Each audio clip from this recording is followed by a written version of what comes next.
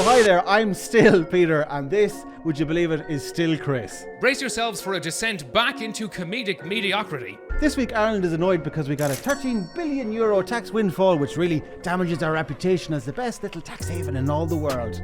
And US politics stayed at the incredibly low that it's set over the last 15 years with a debate on dog eating. But first... Just got back from the first day of Comic-Con in Northern Ireland, in Belfast, and we do need to talk about boundaries. Peter, I have some shocking news for you. Really? Nerds have made women uncomfortable. Again?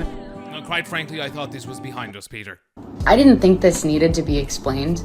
The Boys star, Valerie Curry, has asked fans to respect her boundaries, understandably, after an incident which occurred in Belfast Comic-Con recently.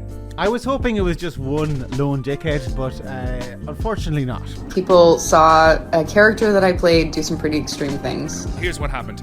This actress has a scene in The Boys in which her character breastfeeds another character.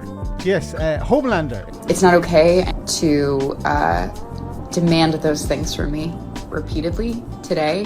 I made it pretty clear that it wasn't okay, and that only seemed to make this person and their friend angry. And you think this is where the story would end. However, due to the cesspit that is social media, it's emboldened people to maybe ask, perhaps we were right. It could be her that's in the wrong here. Did anybody consider that?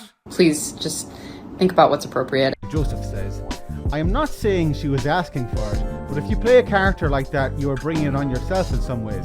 Now, Joseph, I know you're saying I am not saying she was asking for it, but the evidence in what's called the second half of your sentence would say different. Mm-hmm. I think you are saying she somewhat deserved it. Well, I mean, guys, she did do that in a completely fictionalized universe, so, you know... Do we need to sit down, Joseph, and talk about reality versus fantasy? I note one thing here, Peter, and don't worry, I'm no feminist. I mean, I hate women as much as the next man on the internet, let me tell you that. Oh dear. But have you noticed there's one common thread in all the individuals that are replying here? They're all men. Oh. Lawrence says, I don't see the big deal. Come back to me if they actually tried, they just asked. Okay. So now Lawrence is literally saying, come back to me if they actually physically sexually assault you. Do you know what? I might consider it then. Lawrence has an incredible threshold. Like, this would honestly be like if I walked into a Garda station and I said, look, a guy just discharged a weapon in my direction, and the guards are like, oh Jesus. Did the bullet hit you? Come back when you're actually bleeding out of your chest. Fucking jog on, crybaby. You knew what you were getting into when you went outside, pal. This gentleman says, Val. I like as well the way he calls her Val because he's friends with her. Yeah. He says, Val, the same fans basically pay your wages. The word basically is doing an awful lot of heavy lifting. I met Edward Norton once, who is known for being cold to fans, yet he still played along for pics and made a Hulk face with me. Well, that is the exact same as having your breasts sucked.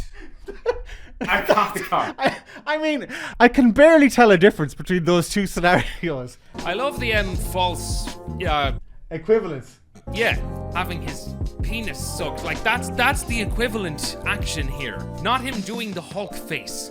Sean, if you really believe that, what you should have done is you should have asked Edward Norton to recreate the scene from, I believe it's called American History X, where you put your mouth on the curb and you could just stamp on your skull.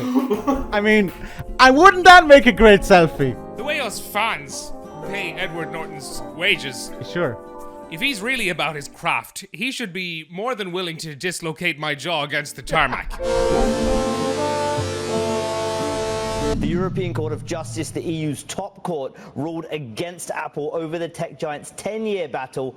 So Europe's top court has told Apple to pay $13 billion in tax to Ireland, which is an absolutely incredible amount of money that can be used for, well, a lot of incredibly boring things like fixing social housing or the healthcare system. But luckily, Virgin Media had a much more interesting prospect. Or we could think bigger. €13 billion could cover the cost of sending the entire population of County Longford to space. And this prompted one disgraceful commenter to say, yes, that's totally fucking worth it, as long as the Longford people have to stay up in space.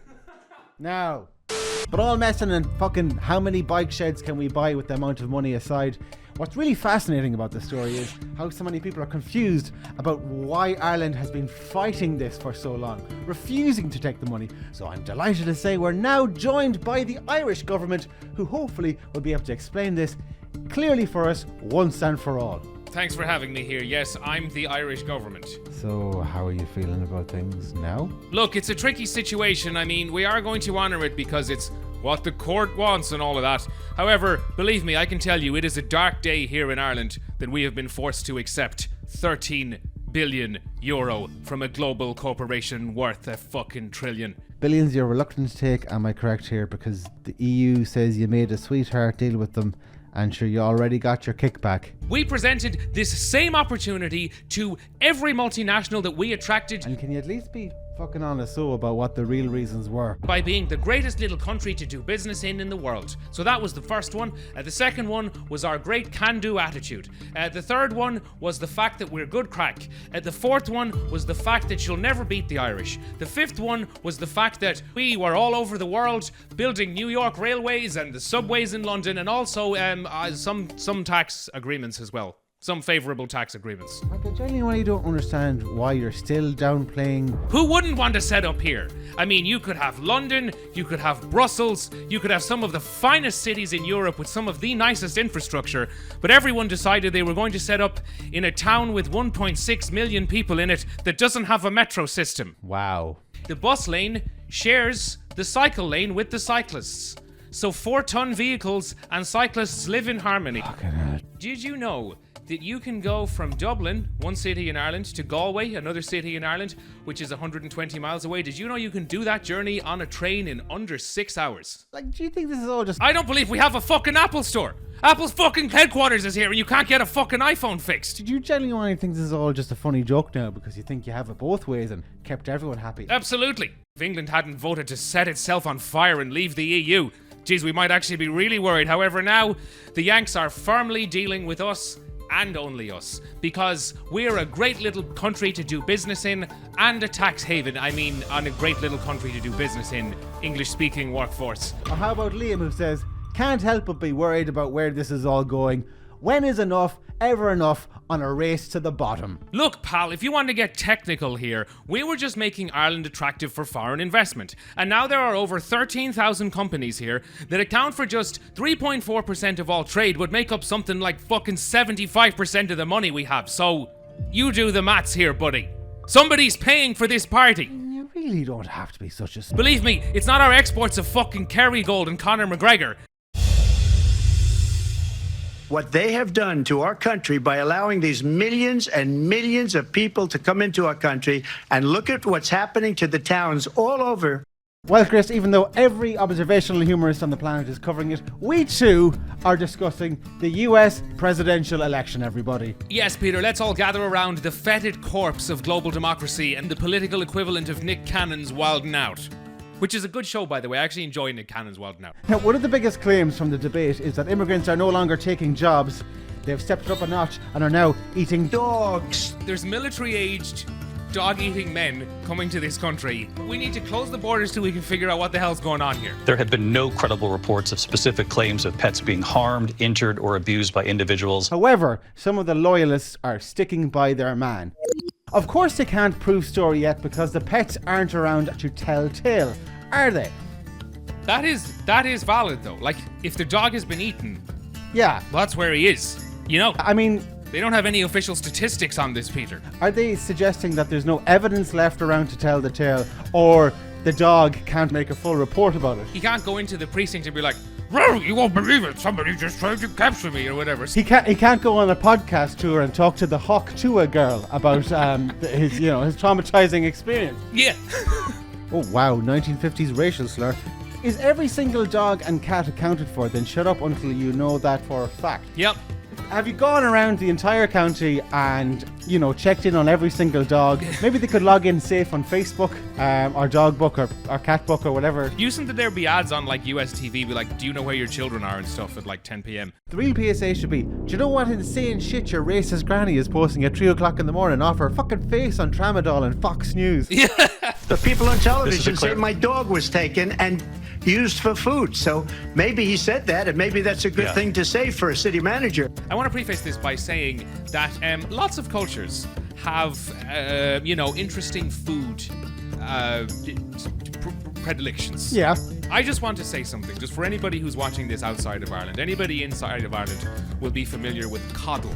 Oh, Jesus. Coddle is a dish that Dublin people use as their whole personality. There's really nothing to it, and it's fucking awful looking. And I will tell you something. I would rather eat a dog than eat coddle. So, to each their own. Who did he say was eating dogs? Haitian immigrants or something? Yeah. They're eating the pets.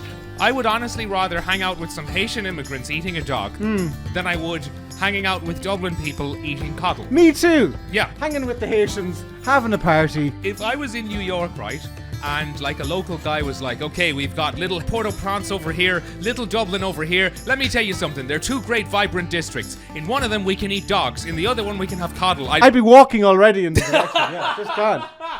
It'd be like a cartoon. There's just like, the little outline of me left. Gone. You'd be like, you said the little lady was over this way. Good, Right? go, yeah, thanks very much anyway. Yeah. Good luck. I gotta go. We gotta eat some dog. Yeah. And look, can I just say for everybody out there, I love dogs. Sure. But we fucking hate coddle. You hate coddle more than you love one of the purest, most innocent expressions of love that exists on the planet. Fuck that. Yeah. I hear you. Yeah.